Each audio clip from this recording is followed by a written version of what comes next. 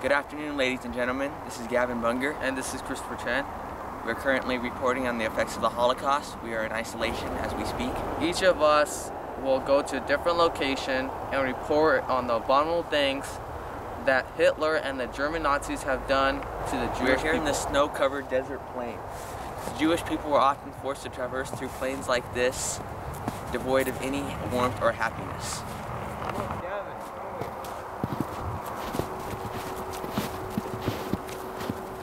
This is a truncheon. It was used to beat the Jewish people. They were taught to fear it. Every tiny mistake they made throughout this horrible genocides, they would receive a blow. Anyone who wasn't strong enough to face the truncheon was sent to the crematorium to burn to death.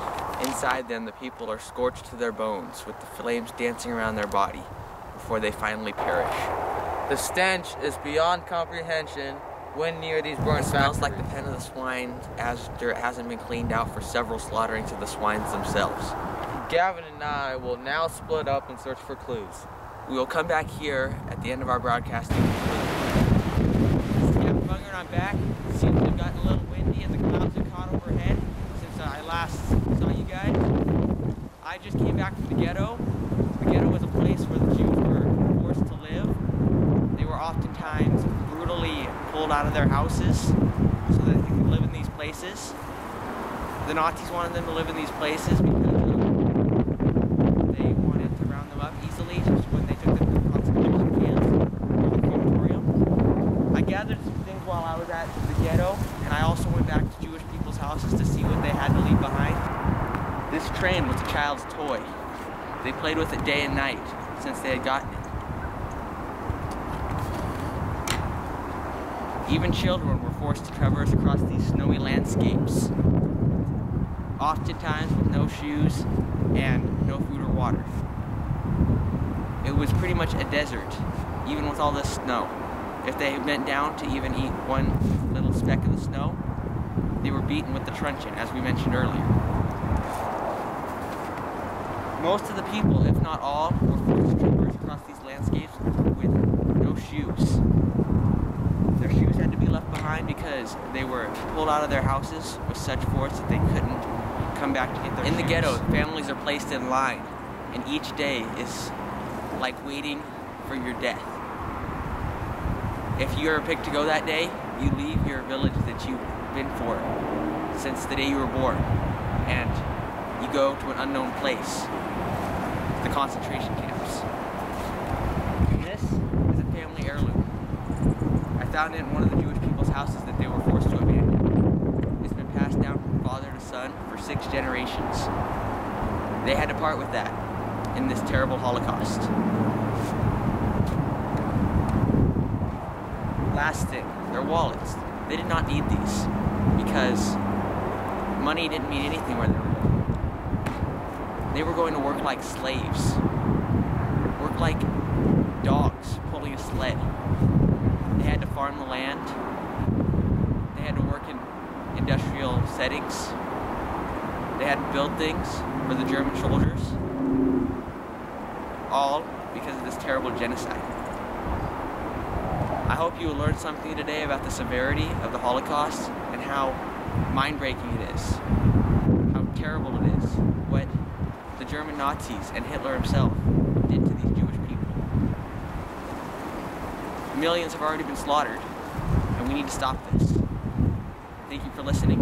We'll now go to Chris, and he will talk more about this.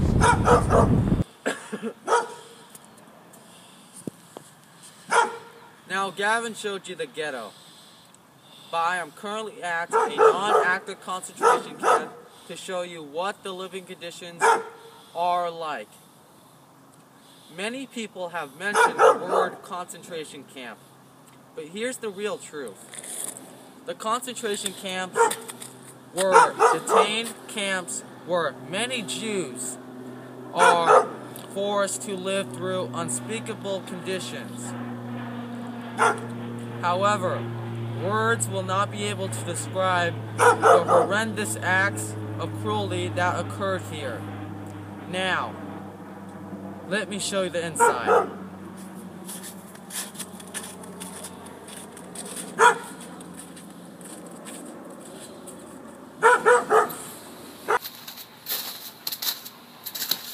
We're here.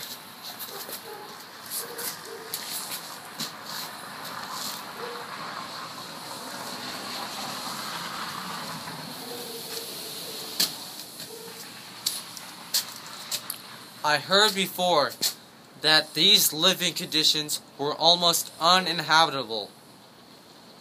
I understand now. It's cold. So cold, I can see the smoke coming out of my breath.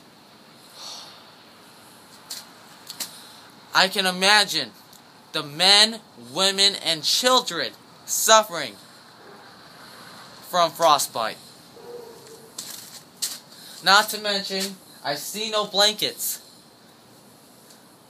It's small and it's cramped. Many people lived in these places.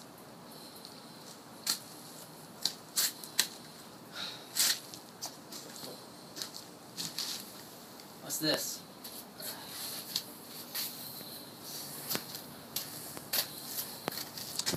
Their rations consisted of a stale old bread like this. As a result of the fatigue and the rations, these people must have been famished to the point of being emaciated like a skeleton.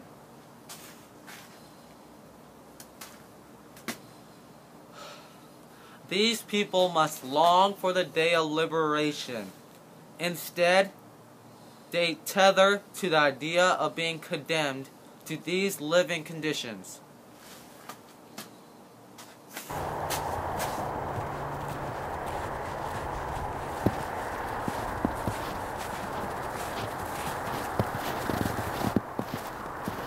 That concludes our afternoon broadcast. Thank you for tuning in.